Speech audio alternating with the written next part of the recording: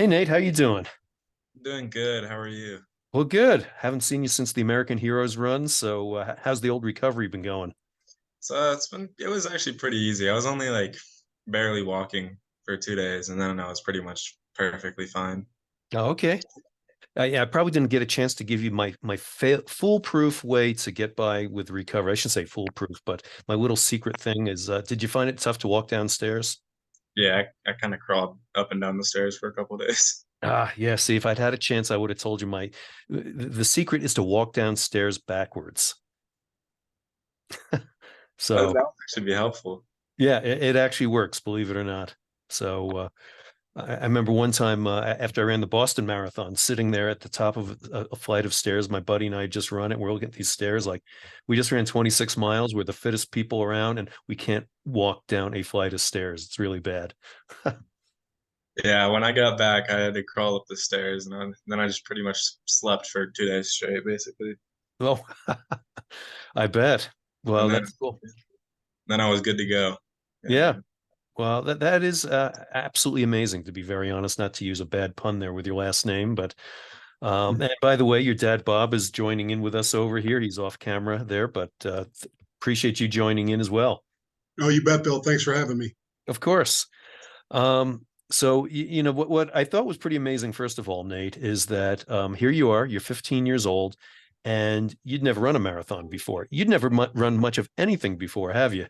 Yeah, no, I think the most I did was in fifth grade a turkey 5K or for Thanksgiving, and I think Right. that was it. Uh-huh. And you know, that's what everybody does, Nate. Everybody just goes from a 5K turkey trot to a marathon, just like that, right? Yeah, yeah. All right.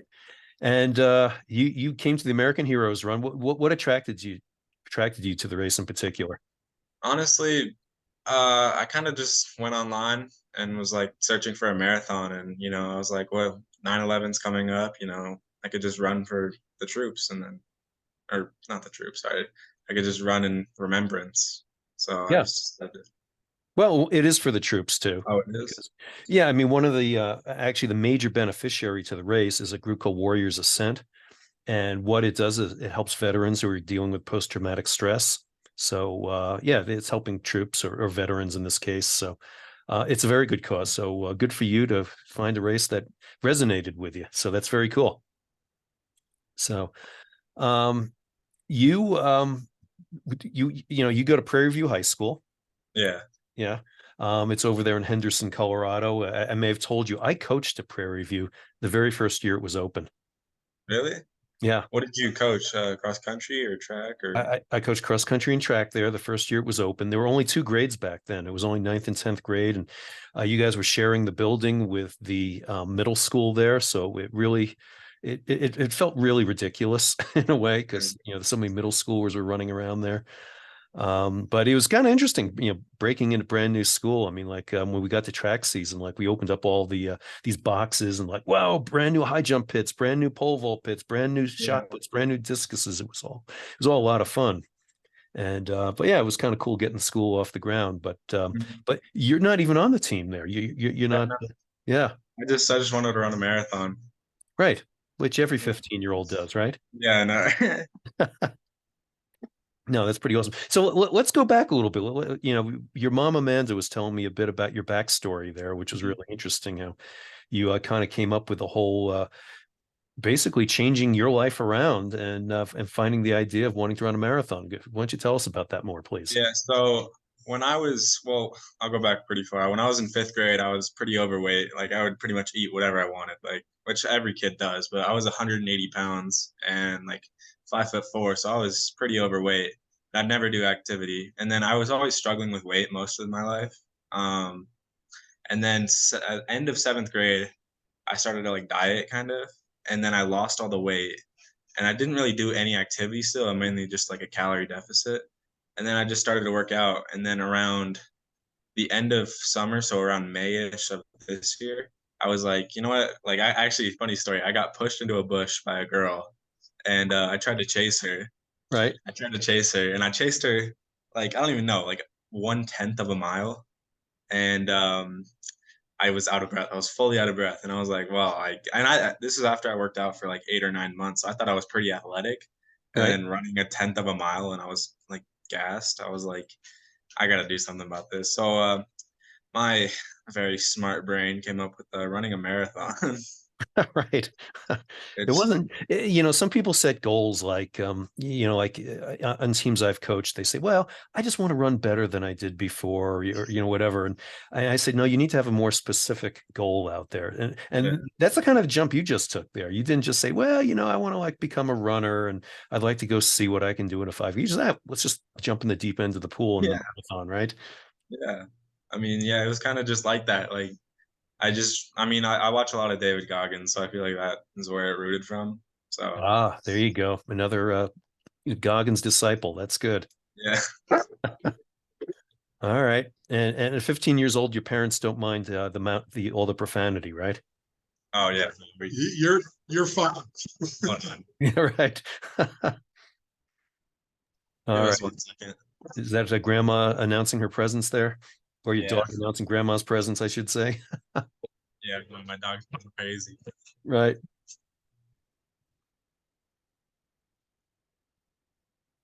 Hold on. Yeah, that's fine. Or it might be my sister actually. Yeah, but once I get in the house, then Right, right. All right.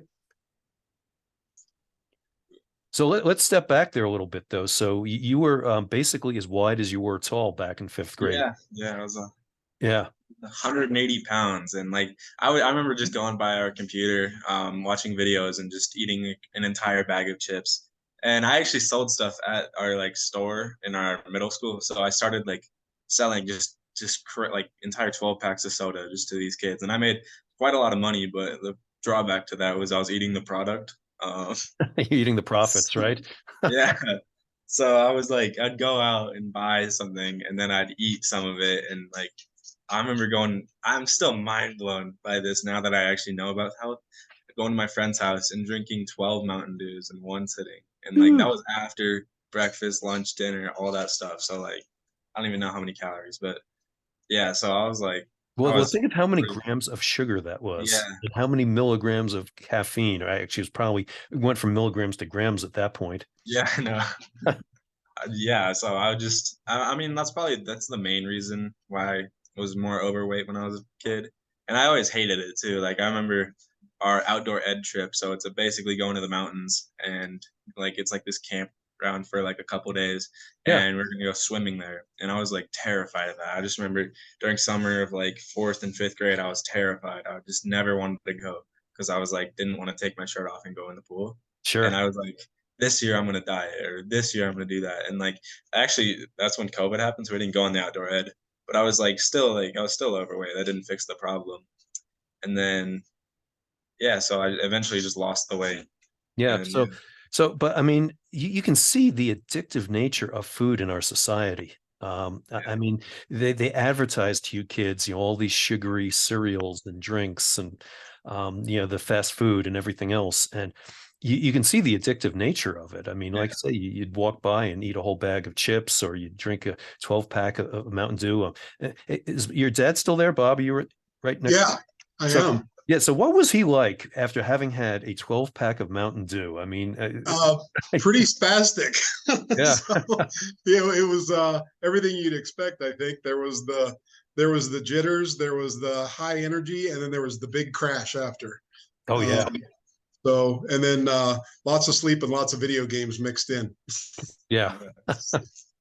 No, it's, I mean, what the food industrial complex, as some people call it, what they've done to basically hook kids like you. And then, as you said, you're in the middle school store there, you're selling the same crap to your classmates. So everybody else can be addicted. And I mean, you were like that drug dealer who yeah, typically pretty like much. sells drugs and then they go and like, well, I made enough money so I can basically take drugs for free, is basically the way they Yeah. look at it. And you're kind of the same thing. No, I'm not throwing guilt at you. Don't No, worry. yeah. I mean, I look at my classmates now and they'll go to the gas station and get 2 bags of chips and like they'll come in with donuts and stuff like that. I'm just like, you're gonna regret that when you're like 40 and you can't burn it off. And so I just see my classmates now. So Right? And it's not even when they're 40. It's going to be a long time before that. I Actually, mean, yeah. I mean, think a little bit about how you felt about yourself. I mean, you look at some of your classmates who are obviously not doing their bodies any good service there, but you know, you've already talked about how you felt about your own body there and everything. I mean, that was probably pretty tough to grow up thinking that Yeah. way all the time, wasn't it? Yeah, it was definitely a struggle. I didn't like I was always scared about that, like going to the swimming pool or doing athletic Mhm. stuff, and I'd like wear sweatshirts. I remember for my 7th and 6th grade year, I think I wore a sweatshirt every single day, just trying to hide. Like Right, right. Wow. so, Were you also very conscious of trying to like hide what you were eating, say at lunchtime, where you're like, I don't want anybody to see my lunch bag because it's got like 18 Twinkies in it or something. yeah, actually, no. A funny thing about that is I would have like a moderately healthy lunch, but then like trying to like make up that like story that I was more healthy. But then when I get home, I'd eat 2 bowls of cereal or 3 bowls of cereal and Yeah. Twinkies, chips, and stuff like that. Yeah, just go home and inhale the refrigerator, right? Yeah, because Right. I'd be so hungry. Yeah. Okay. Well, that makes sense. So, so you cut down. I think your mama told me you went from 180 to 130. Is that Yeah, about right? so Yeah. part of that was because of the surgery I had, where I just actually I couldn't go downstairs because I couldn't walk really. Oh, But I was 130 pounds and like my ribs were showing. Um, so like I was really skinny, and I was 6 feet tall, I think. So, but then I started to work out and I started to actually gain weight. So like right now I'm 176 pounds, and like during the race I was probably 170. So I got a pretty, and it's mostly muscle. So I got a pretty decent weight now.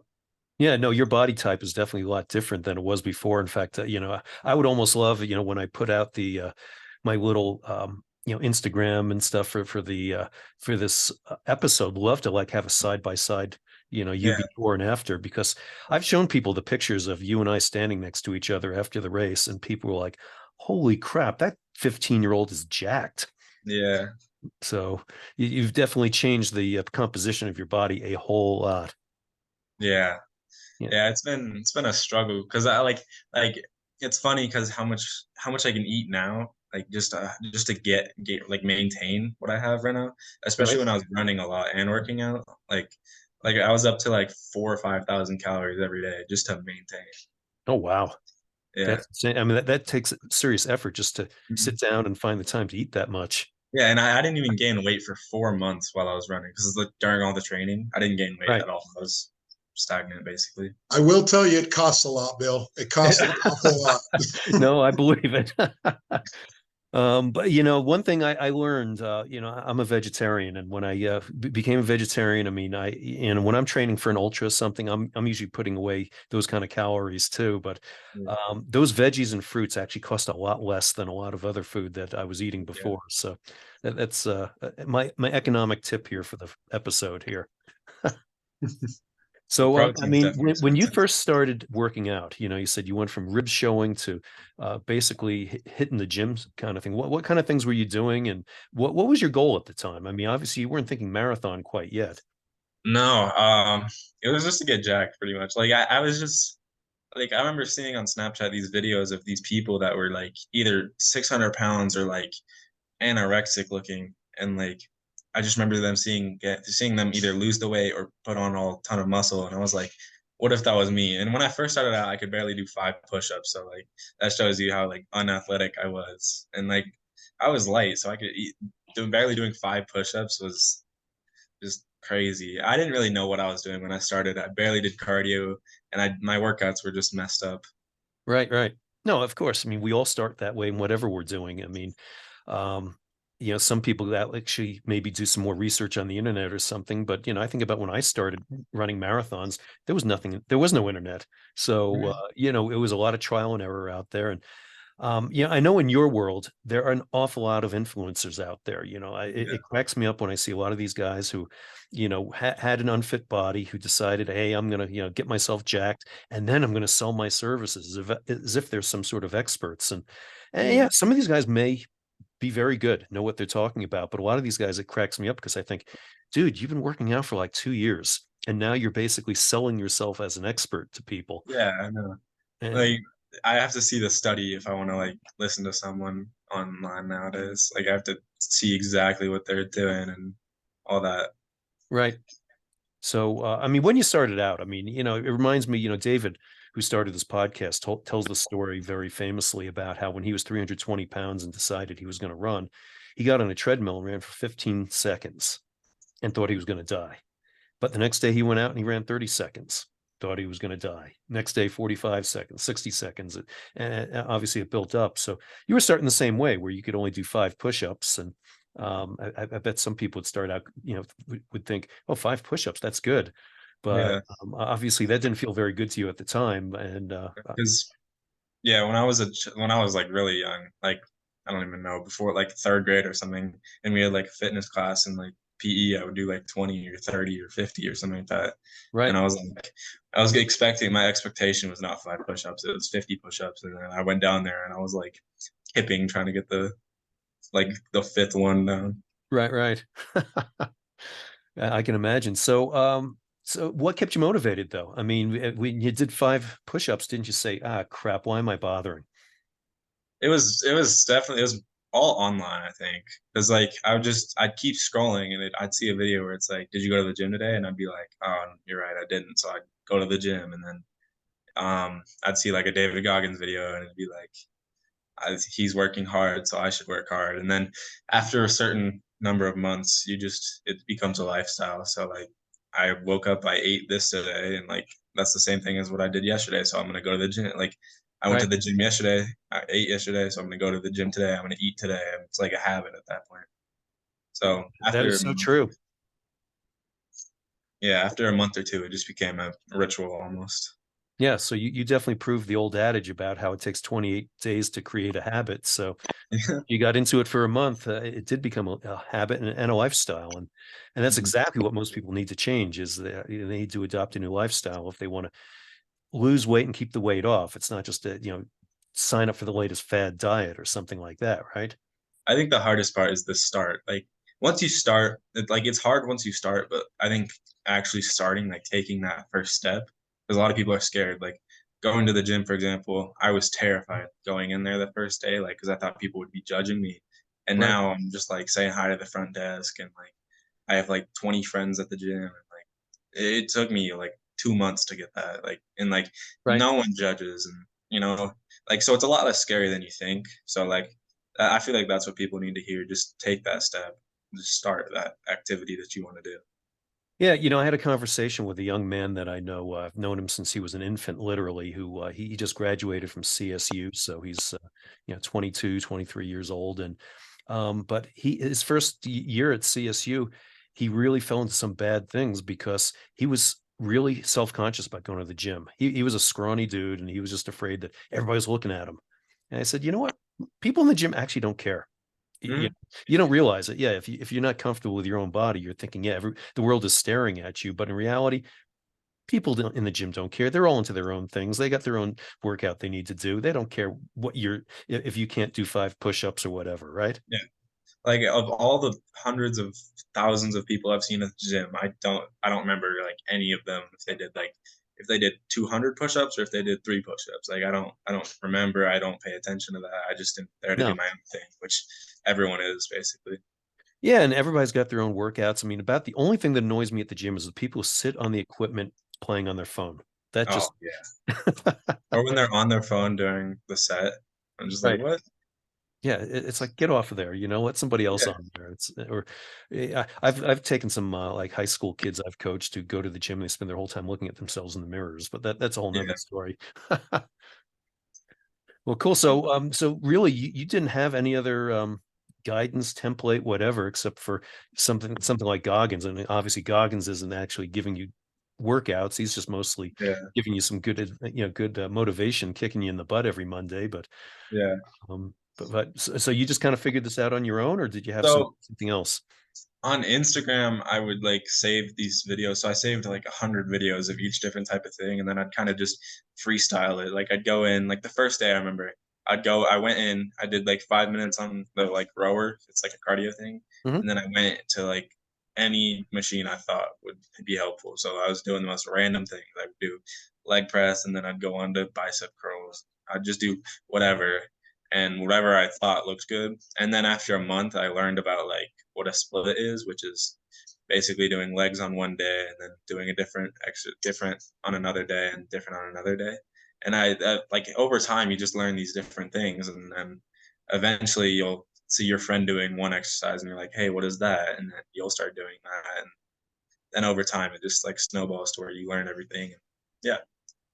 No, definitely. That's absolutely the way it happens. And, I find working out with other people, yeah, I do learn a whole either different ways to do things I've been doing or just whole new things that, oh, that's kind of cool. And you incorporate that in when you can. And do you generally go and work out on your own or with a friend, or how's it work Um, for you?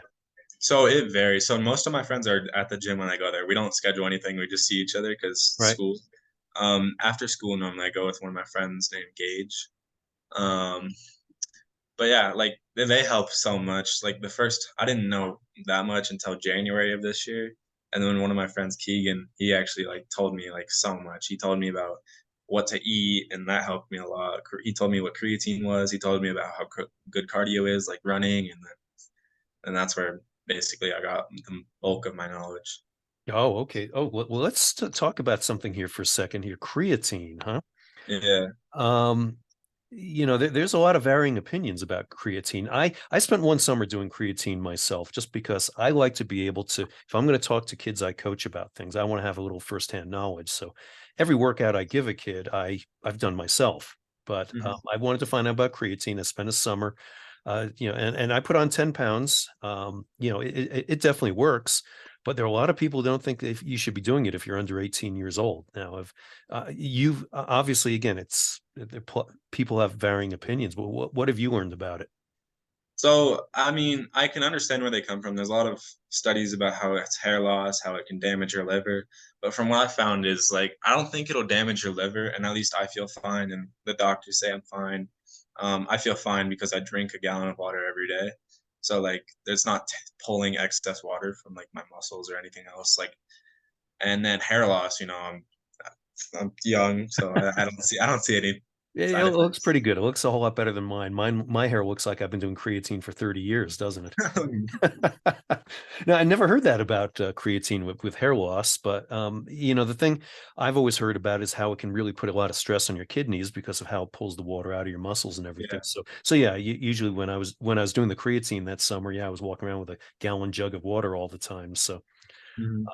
okay, well, good. So it sounds like you've done your work on that one. You mentioned before also you learned a lot more about nutrition. So what has changed in your diet from your days of eating bags of chips and Mountain Dew 12 packs at a time? So, I'll go back more. So in fifth grade, I was overweight and I was eating all those bags of chips. And then seventh grade, all I had was I didn't eat breakfast because I learned about intermittent fasting from my mom. And then I would just drink a protein shake and a meat stick every single day at lunchtime for pretty much a year straight. And I lost a lot of weight from that. And then, yeah, the surgery I had, which we can talk about later. But once Keegan told me about that in January of this year, so like eighth grade ish, I started to eat like a lot of protein and Right. protein shakes. I had a protein shake every day of eighth grade year, not seventh grade. But yeah, so I'd start eating a lot of protein and pretty much what you would consider healthy. So breakfast would be some sort of eggs and like something else, and then a protein shake. I'd just take it to school, and then lunch would it'd be like noodles and some sort of meat, and then dinner, um, whatever my mom cooked, which is the best type of thing, you Right, know. right. Oh yeah, you better say that. Yeah, I mean, it doesn't matter if it's like some sort of bread, like that'll just ruin my macros. It's still the best, you know.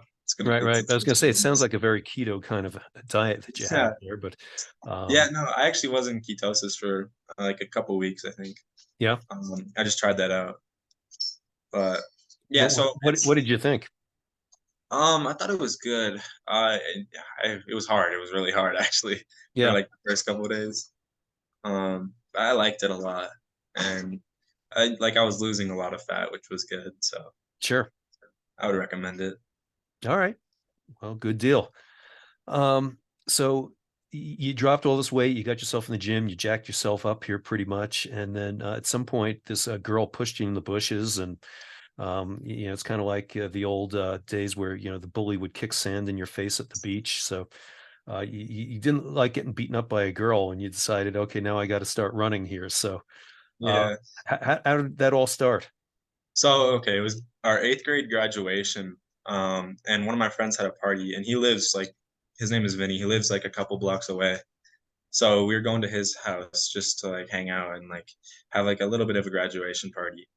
And so we went to the park in our neighborhood, and we were just walking around. And this girl named Deja and this girl named Ebony, they they were like, "Who's your favorite president?" And I was like, "I don't know." And they're like, "Mine is George." And I was like, "George." And they're like, "George Bush." And then they pushed me in the bush. Um, Jeez. so I actually got up and I started to chase them because I'm bigger than both of them. So Right. I started to chase them, and then I like completely failed. Like I just like I was winded. They actually ran away from me because of how tired I was, and Right. it was just brutal. So I was like, this is not acceptable. I cannot be losing a race, getting pushed into a bush, and then losing basically a race to a girl. Like, No, not that there's anything wrong. I'm just like, no, I get I it. thought Yeah. myself was so athletic, and then I just got beat. Right. Right. All right. So what did you do then? I went home and You I just cried. Yeah. yeah, Okay. just was drowning in my own sorrow for like a week. No, um, I saw like a David Goggins video, and I was like, I think I'm gonna run a marathon. And like, it was like some crazy idea. And then I went out, and the next day I ran like a little bit around our park, and I ran like the entire way around our park, but like it was like a slow jog. And I was like, you know what? Like, set a goal so high you don't think you could do it. Right. Like, so I was thinking like maybe a 5K, but I knew I could do a 5K because I've done it before. So like a 10K, but I was like, I still think I could do that. So I decided on a marathon, and I was like, okay, we're gonna start training for this. Wow. So, So you just decided to shoot for the stars kind of thing. I mean, yeah, something you do normally. I mean, with other aspects of your life. I mean, have you really kind of said, "Hey, this sounds impossible. Let's do it." yeah. So in my room right now, I actually have a goal to. This pretty far goal. It's $50,000 by the end of high school. That's how much money I want to have. So I have a job right now, and I'm pretty much saving and investing. But like, it's a pretty far fetched goal. I it's hard to say because I want to believe in myself that I can hit it, but Right. it's a pretty I got 4 years left, but it's a pretty big goal. It's up Well, I there. was going to say you probably shouldn't say that in front of your dad because otherwise he may steal that money to pay for your college. And Done. All right, the cat's out of the bag there. So where are you working at? Well, let me guess, you're working at the gym where you're working out. oh, I wish I tried, but you Yeah, have that to would be be smart. You that way you could get the free membership, right? yeah, no, because it's like a $5 renewal for the entire year whenever you whenever you work for Commerce City. So Um, that's where you're working out at the Commerce City gym. yeah, so it's like at the Bison Rec Center Oh type yeah, thing. yeah. I know where you're at. Sure. Yeah, yeah, yeah, so that's where I go. It's a pretty nice environment. So Yeah, that's cool. I'm working at this um like financial it's an investment place kind of Southwestern Investments, I think. Yeah. And I help like I'm a day porter basically, so I'll do weeds, I'll pick up trash, I'll do pretty much whatever they want me to. So yeah, I'll do that every other day after school or something, Yeah. just to earn some money. Oh, that's impressive. At first, I thought you were going to say, "Well, I'm working with the financial analysts here. I'm helping them make stock trades." But, I mean, seriously, get to know these guys. Maybe they'll start get you in there a little bit. Actually, that's kind of what that's kind of what do I want to be when I grow up, a financial advisor, because I Oh, really? really like the stock market. Like I'm just I know a lot about it, and I have most of my money's invested right now. So I like telling people about that. Like I like helping people, like telling them about working out, or telling them about running, or telling them about investments and stuff like that. So Right. I like to tell them about that. So that's a perfect job for me, I think. Yeah. Oh, that'd be cool. Who's your investment advisor right now? Is it your dad or you got somebody Um, else? he lives in Pittsburgh. It's our parents' manager, but I hired him separately. So his name is Dan Costa. Okay. Yeah, so he just manages and invests my money for me because I know what I'm doing, but I don't really know what I'm doing, if that makes No, no, sense. that's why we hire experts like that. Yeah, Yeah, I mean, there's a lot of things like sometimes we know enough to be dangerous, but you want the experts when handling yeah, money, I want right? their opinion. Well, So yeah, dude, I'll tell you what, that is quite advanced there for a freshman in high school there. I mean, most This past year I had an 18-year-old living in my basement. Basically, he was in a bad home situation. He was living with me until he went into the army, went into army basic training and everything. And oh my God, I mean, the way this guy squandered money, it was unreal. I mean, but to me, that's kind of your typical teenager. So Yeah. for you at your age to be on top of it enough to actually like looking to earn money, invest it, and actually have a financial goal, man, that's quite impressive, young man. Yeah. Yeah. He makes his mom and his dad very proud. I can tell you that. Yeah, well, he probably makes you guys look bad too, doesn't he? Yeah, I don't want to talk about that part of it, Bill. No. Yeah, I can't have that. But all right, well, that's awesome. Well, let's talk a little bit about your training leading up to the American Heroes Run Marathon. I mean, when did you start running? This was like last winter, you said, or Yeah, it was beginning of May, basically. Actually, oh, yeah, so not last winter, actually, yeah. It was May. So yeah, I didn't have that much time. And went on vacation twice. So I originally had like 14 weeks of training, or not 14, 16 weeks of training. And then 14 of that, or two of those, sorry, I missed because vacation. I didn't want to run on vacation.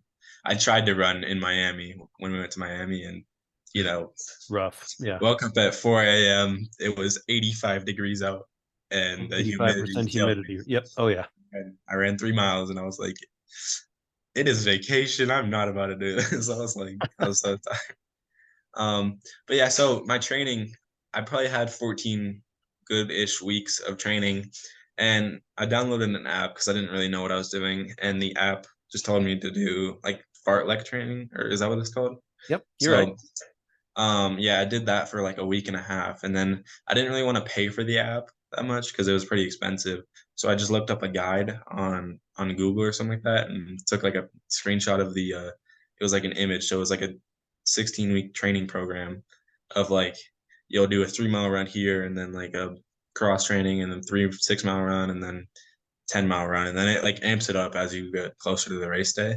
Yeah. Um, and over time, I stopped following that exactly. So, like, if my body was not fully recovered, I would just run like 3 or 4 extra miles the next day when it was fully recovered. And I did the long runs. The longest run I had was a 20-mile run, but I couldn't do that one because it was pretty close to the race day. So I didn't want to jeopardize my feet on the race day. Sure, makes So sense. So, what was the longest run you did then? 17 and a half miles for All training. right. Okay. Yep, that's very good though.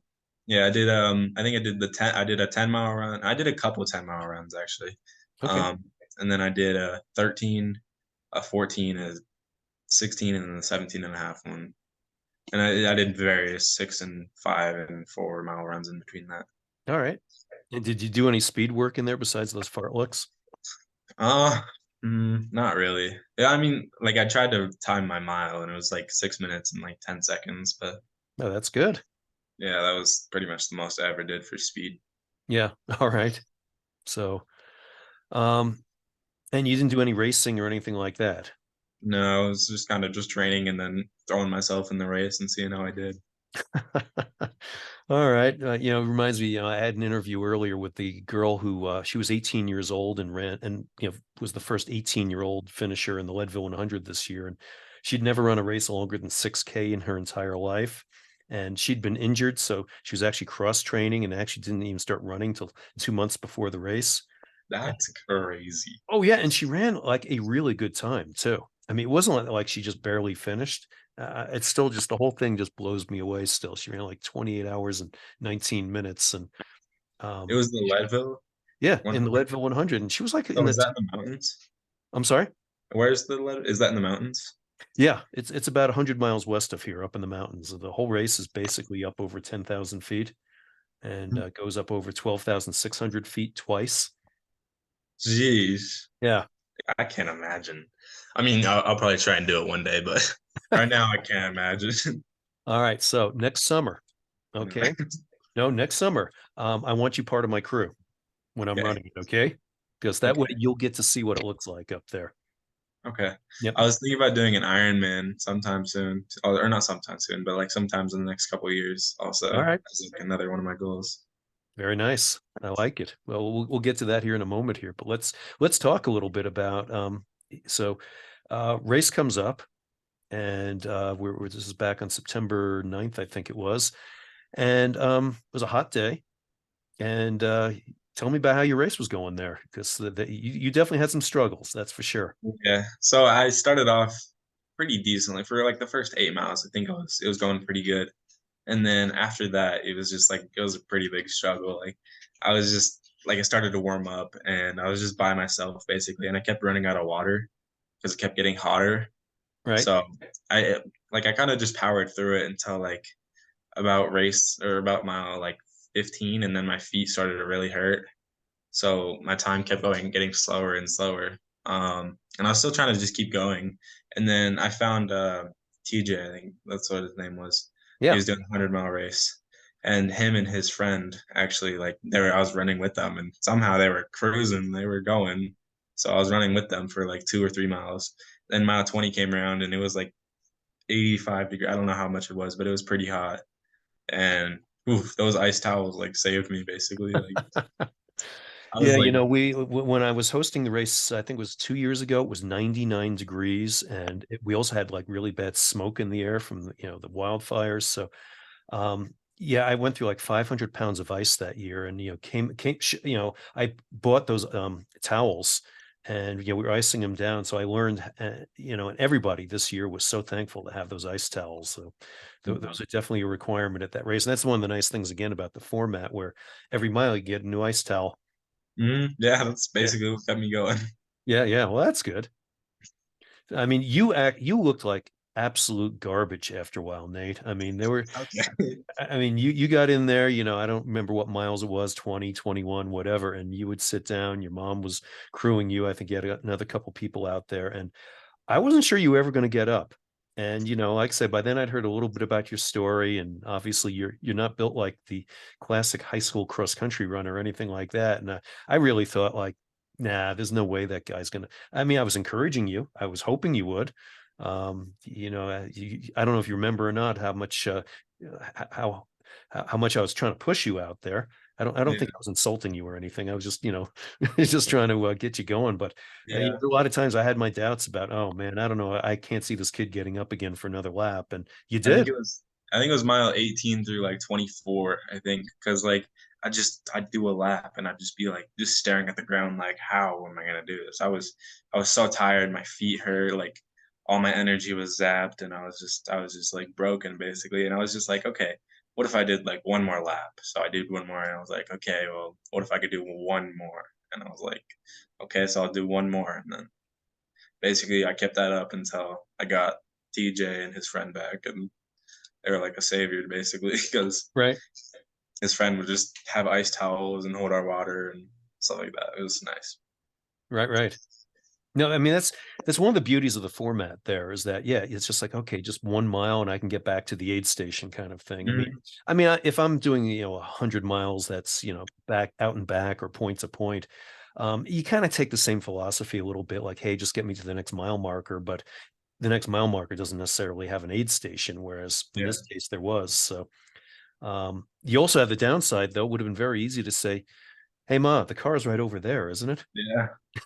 It was like a 10 or 100 feet walk from where I was. So I Right. mean that's why I like the training that I did. So I just have my mom like drop me off in Denver, and then I'd run home or something.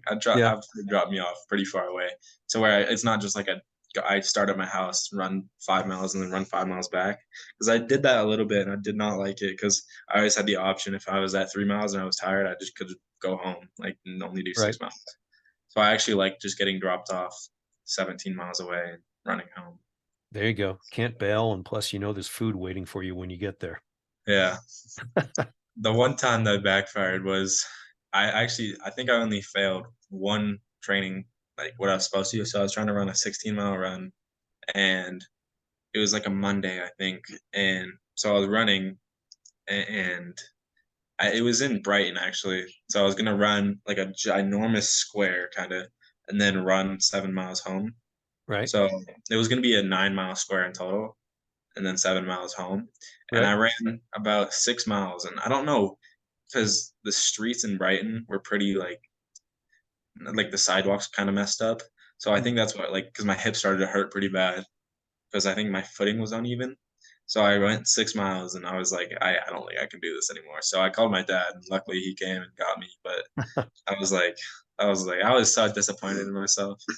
Yeah, he was disappointed in himself, and I said, Nathan, here it is. It's 7:30 or 8 o'clock in the morning. You've run 6 miles already, and that's more than most people will do in a week or a month. Um, and and basically coached him to learn from why he thought he wasn't able to finish, why he thought maybe he was hurting, and to not beat himself up about it, but to just use it as a learning experience. And he was pretty good at. He took that he took that advice pretty well. Yeah, that's great advice there, Bob. And the other thing, Nate, also is that, like, sure, maybe you did 6 or 7 miles, and how many of your classmates hadn't even gotten out of bed at that point, Yeah. right? And yeah, I don't think any of them would have gone, especially because it was summer. Right. Probably sleeping until 12 o'clock or noon or something. Yeah, exactly. And I'm So, getting the 10 hours of sleep just to run at 5 a.m. right. So, your dad brings up a good question I can ask you, though. It's like, what did you learn through all this training? I mean, whether it was about marathon running, training for this, or even learning more about yourself.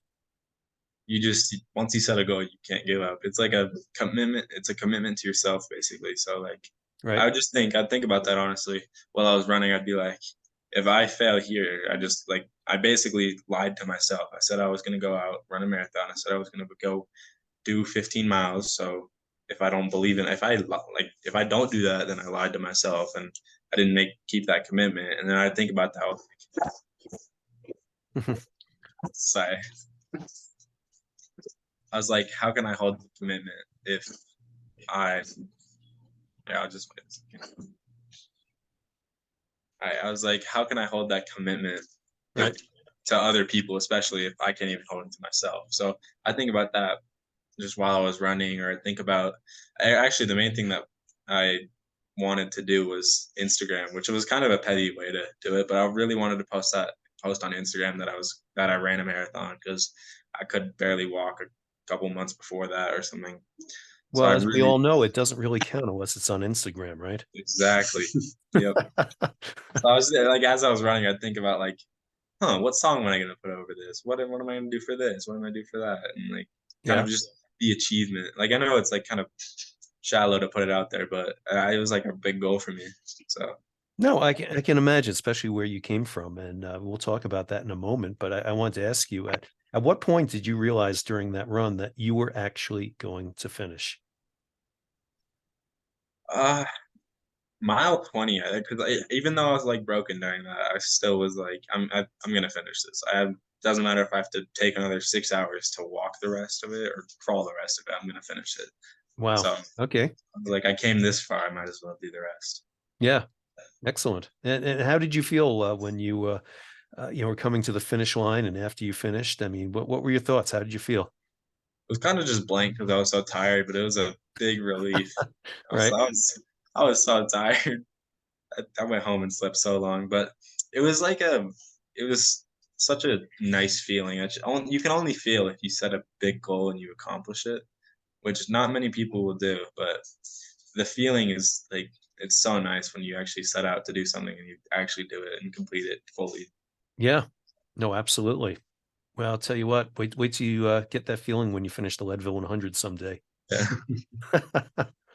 Well, that's very cool. So, what was the reaction from, your friends, your classmates, your Instagram followers out there? What have people said to you about this? So actually, it's funny. My sister, she wasn't out there. Right? She was at her friend's house. So it was my friend Daniel, and like they're friends with the house that my sister was at, and they're like, they didn't even believe that you ran the race because my sister was gone. So I was like, okay. I was like, some people didn't believe that I did it. Other people were like, that's really good. That's crazy. Like, I don't know how you would do that.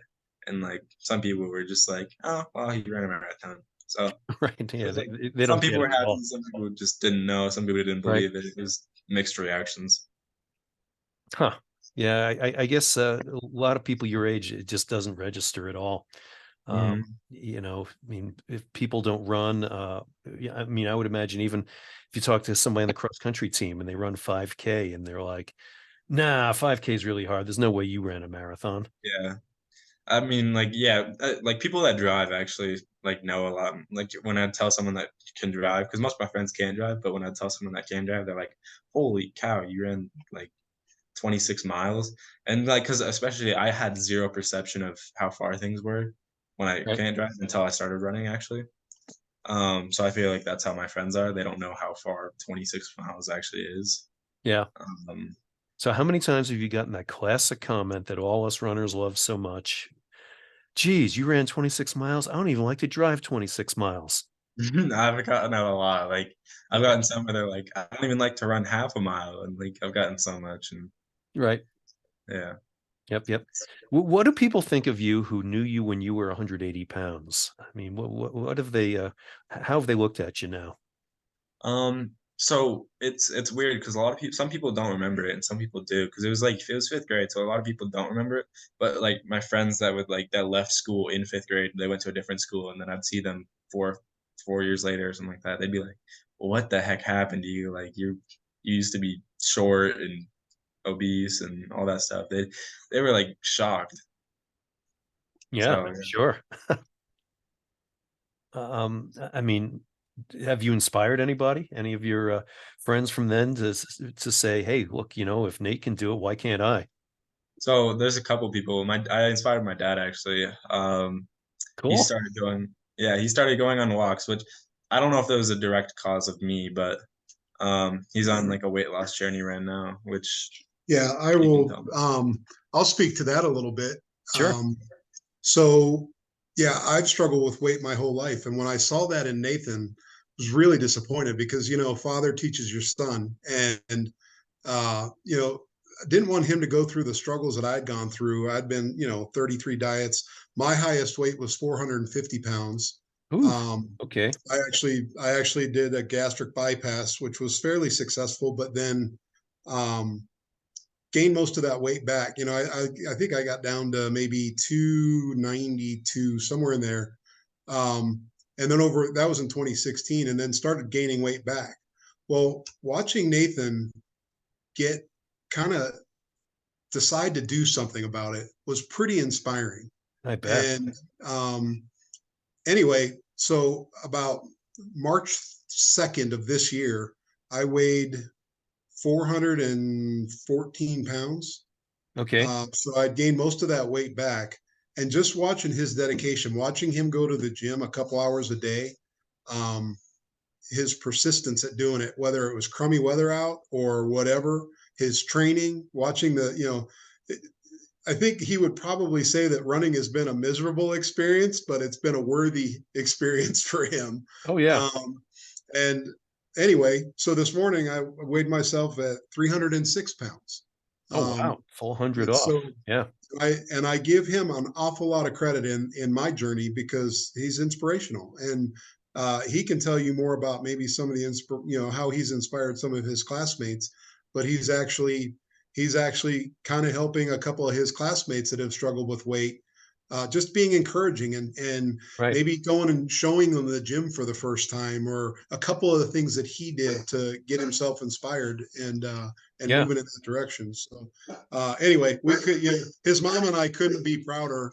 We've been really happy to support him in his journey, and it's tough to I've seen many a day where his mom has driven him maybe to some areas that she was a little concerned about to drop him off so that Right. he could run home. Right. Right. Um, and and yet he's had that support from her and from me, and we couldn't be prouder of the journey that he's been on and how he's doing with it. Yeah. So No, it is quite awesome there. Bob, what is your goal? my goal really is to just be healthier. If I had to tell you my long-term goal, I'd like to get down to about 240 pounds, which is about the most you can weigh to be able to go parachute.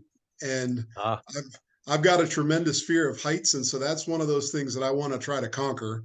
Um, I and like, so and so you'll jump out of a plane to conquer I'll it. I jump out of a love it. plane, and might be the last time I do it, but anyway, that's a distant goal. I'm about 60, 65 pounds away from that, and so that we'll see. We'll see how long. I don't have a timeline, but anyway. Yeah, no, that'd be very cool. Yeah, don't listen to a previous episode of this podcast, Bob, where one of the guys who ran up there on the American Heroes Run that day, guy by the name of Jason Denon, he ran in the 5K, but he had come back from a devastating parachuting accident. Oh, geez. Yeah, he was actually a very experienced skydiver. And one day something went wrong, literally at that airport, just to the west of where the American Heroes Run is, smacked into the side of a building and broke everything. His heart was on the wrong side of his chest. Never should have lived, basically, but he did, and he came back and completed a triathlon. And like I say, did the 5K at the American Heroes Run. So don't listen to that episode, okay? Do you know how pissed I would be if I lost 160 pounds and died on my parachuting epic journey? Right, I know. I mean, I couldn't have you on this podcast then to Right. to encapsulate the whole thing, right? Wow. So Nate, what do you think of your dad? What he's doing there? I think it's great because I struggle with weight. He struggled with weight, so like I'll ask him every so often. I'll be like, "How much you at?" And like he'll be honest with me. Like if he gained a little bit of weight, he'll be like, "Yeah, no, I gained some weight, but I messed up this day and this day. But like here's what I'm gonna do in the next 5 days to change that or something." So I'm really proud of him for that. Right, right. So do you bring him to the gym with you? I actually did recently. I had a trainer for the first time. He was just showing me some new exercises, and he was like, if you want to bring your dad down here, and he went, and yeah, so we worked out together. So Well, he's that's also cool. he got into bike riding also, so he bike rides a lot. So Excellent. Well, the key, Bob, is consistency. So, as Nate has shown you, if you start doing this stuff, for a month, that's it. You're going to be hooked. Oh boy. Yeah. I'm not sure if running's in my future, but I sure am liking the daily walks, and I'm really liking the biking. And at some point the gym will be a part of my future, and I'm looking forward to doing that with Nathan. I'm looking forward to him showing me a few things. Fantastic. Well, good. It's all positive when those kind of things happen. So, hey, it's really impressive how you're inspiring folks out there. Your dad mentioned you've got a couple of buddies here who are kind of on a journey here. Tell me a little bit more about them. So I've probably inspired 4 people in my class when I was in 8th grade. A couple, I think it was like 3 pretty skinny guys, and then one guy that was like pretty overweight. And so I just helped them. Like I during all of PE class, I was just explaining to the more overweight guy about nutrition, working out, doing all this, walking, and how it's like when I first started, I didn't know what I was doing, and like it's gonna be like that for a little bit, and how like it's just like one step of doing it, and then you're pretty much there. Like for a marathon, exactly. Like you can't do a marathon unless you take the first step. Yep. So true. I love it. So what's next on the horizon for you? I'm gonna lift weights for like probably a couple more months, and then because I want to get my weight higher before I do anything. Right. But then yeah, pretty soon I want to probably try the Leadville 100. I think. All right. Well, yeah, as I mentioned, there are a couple 18-year-olds who finished it this year. I'm not sure if they're the youngest. They might be. So who knows? Maybe We're about to change that. okay. I like it. Well, I'll tell you what, when you make that commitment to do that, let me know. I'll be your trainer. I'll be your agent too. I think you're gonna need one of those. Okay. I'm gonna handle all your NIL deals that you get. Okay. Well, that's good. You mentioned before about surgery that you had. What was Yeah. it about? So I was flat-footed pretty much all my life. It was just bad genetics. No, okay. Thanks, son. It's a combination of bad genetics, I guess.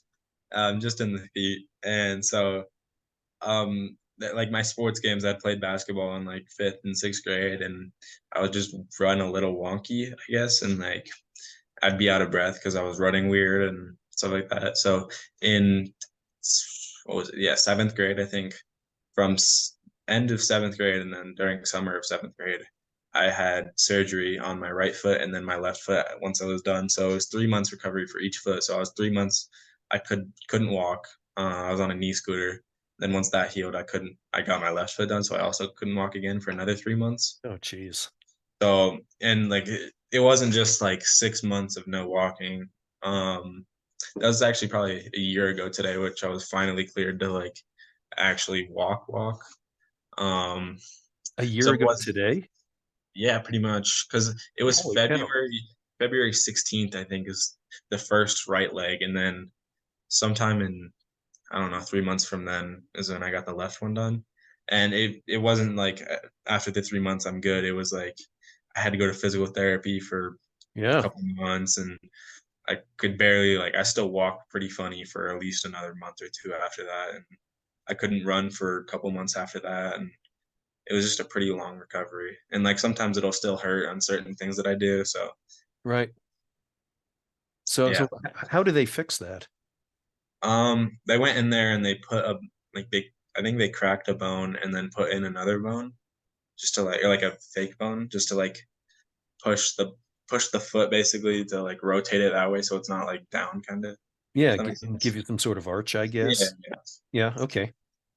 So yeah, they pushed the foot out so it made it so I had an arch again, Right. but my my foot just got completely changed, so it was obviously a pretty hard recovery. So Yeah, no kidding. So this was February of 2022. yes, And so basically you were not even able to run or anything like probably till like last fall, right?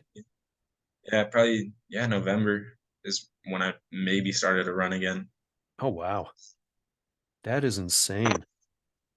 So this whole time when you were on these knee scooters and everything, I take it you were still hitting the gym though, right? No, I actually didn't start the gym until beginning of 8th grade. So like I still walked weird. Oh, Um, okay. so yeah, so in 5th grade I gained weight and then I lost weight at the beginning-ish of eight. Like it basically was my entire 7th grade year, and then at the beginning of 8th grade, it was when I was pretty much 130 pounds. Yeah, yeah. And then I just finally started to go to the gym. I wasn't on a knee scooter, but I was um I was still walking pretty funny. Right. Oh man, that's that adds a whole nother layer to this story here, young man. That's pretty incredible. Yeah. Yeah, I mean, I've had my share of working out in the gym while on knee scooters and crutches and everything else. I'm just, it's like, okay, well, I can't do anything else, so I'm gonna lift or do whatever I can do. I had a surgery every single year of the previous decade up until 2019. Ruptured my quad tendon in both knees. I ruptured my Achilles. I had neck surgery, on and on and on. And so, yeah, sometimes you just got to get in the gym and just get after it. It's kind of the refuge when you can't do much of anything else. But you weren't even able to do that so much. So you really, you went from this basically 130-pound scrawny dude who could barely walk to having to basically build yourself up from ground zero, huh? Yeah. So yeah, pretty much working out, and now I'm like 6'1". I'm like 50 pounds heavier than most of my classmates, and like a lot bigger than all of them. And I can run a marathon. So like, You just it's just described like, you described Superman there, right? yeah, it's like it's crazy because if I didn't work out and if I didn't do the marathon, I'd be in the same boat as like everyone else, and like you have to do something differently to get a different outcome. So Right. that's what I wanted. Yeah, no, you certainly have. And now I take it the girl who pushed you in the bushes can't do that anymore, right? Yeah, no, No. I just pick her up and throw her. Nice. Well, that's an incredible story there. I once coached a guy who was 6'4", 190 pounds, who finished 14th in the state cross country meet. Hey, So I wouldn't worry about getting too big or anything like that. I mean, there are a lot of bigger guys who can actually run pretty well. So, yeah, and this guy actually ended up being a lot better at longer distances anyway. So, yeah. you can still train for those 100-milers. That's kind of the goal, just be jacked basically, or pretty fit, and then also be able to run. Right. Well, that's cool. So, what message would you give to other folks your age who maybe are feeling down about the circumstances they're in? back to that first step. Like that's what basically started everything for me. I didn't want to go to the gym. I didn't want to do all that, and I was like you can just get caught in that habit of every day. Like say you every day you watch TV. You know, why would you change anything up? Like it's new. Why would you want to do that? Just Right. but once you go to that gym the first time or something like that, and if you know, it might suck the first day, but you know, if you go the next day and the next day or something like that, and you know, you stay at that for a little bit, and once you keep going, and then basically that's how it started for me. Like it seems like yesterday that I was at home playing video games for 6 hours a day, like, Yeah. and now I can run a marathon and I lift every day or something. Sure. Yeah, that's great advice right there. And it doesn't have to be athletic. It could be maybe people who are doing a play, drama, theater, whatever, or music, or whatever it is. I mean, obviously, yeah, it's just a matter of putting down that video game controller, get started, and set yourself a goal and start working toward it, right? Yeah, and I feel like a lot of people need to hear this. How you don't care about what other people think. Like, Exactly. Yep. and no one. Okay, there's two things. You gotta not care about what other people think, and then you gotta stop thinking that other people care. Because Right. realistically, no one cares. Like, out of all my classmates, I don't think about what they're doing. I don't think about if they're doing something. I don't if they want to go do something. I'm not thinking about it. Like, I don't. If they do something weird, I don't think about that. I don't. It's what they do. It's not what I do. It's So no one's gonna judge you really. It's just you gotta take that first step, and whatever that might be, if that's the play or if that's what you want to go do, something that you're scared of, go parachuting or skydiving. Right. You just gotta go up there and do it. Yeah. No, you're absolutely right. I love that. And as a high school coach, I hear kids I coach doing all sorts of strange things. And you know what? I don't judge it. I just shake my head, maybe laugh a little bit. I'm like, okay, well, let's see how that one turns out. But it's like, Yeah, not going to dash your dream if that's what you want to do. Maybe it's create an episode of Jackass or something. yeah. Do some. It's like you just shake your head, and say, okay, well, you'll learn one way or another. Either maybe you'll get you famous. Who knows? Well, speaking of getting famous, where can people find you online out there, Nate? I could give you my Instagram. So it's Nathan underscore M127. So that's my main Instagram. It's public. Um, yeah, you could find me out there. That's mainly where I post things. So like I posted my marathon, I'll post vacations, I'll post lifting stuff occasionally. So Right. if you want to like DM me or anything, so yeah, that's where I am. Okay. So Nathan underscore M127. Yeah. Okay. Very cool. When are you going to become one of those influencers out there, like saying, "Hey, look how I'm jacked, and do you want to buy my program? Because I know what the heck I'm doing." So actually, that's funny because I see those people, and actually like I want to because it's like kind of inspiring to see that. So I was thinking about because I've been bulking, and you know what bulking and cutting is, right? Mhm. Yeah. Yeah, so I've been bulking for about a year also now. So I'm gonna bulk for another 7 months, I think, until I'm 200 pounds, and then I'm gonna cut, and that's when I'll be like lean, so I'll actually have proof that my stuff works, and like I'll actually be able to influence people. Right. Right. um, yeah, that's like the goal. So like then I'll start posting more. I'll learn how to edit, and I'll learn how to like shoot videos and stuff like that. And that's when because I like inspiring people, so that's when I can actually inspire people and Right. stuff. So yeah, I was joking. You're serious. You're actually going to do this here. Okay. Yeah, no, I want Good. to. Good. I like it. Like I'm not gonna be selling a program. I'm just gonna be like inspiring people, if that makes sense. Yeah, there you go. Well, good. You'll need to show me the ins and outs of all the social media stuff. I'm terrible with that, Okay. but like I say, I will be your agent, and we'll be your coach when you're ready to run the Leadville 100. How's that? Okay. In fact, that sounds like a good trade-off right there. Yeah. Yeah. So good. Well, what have we missed here? You and your dad. Like, what other things have we not covered here? Um, I can't really think of anything. I think that's all. All right. Well, good. Well, you are a very inspirational young man. I mean, you motivate even somebody who's half a century older than you are here.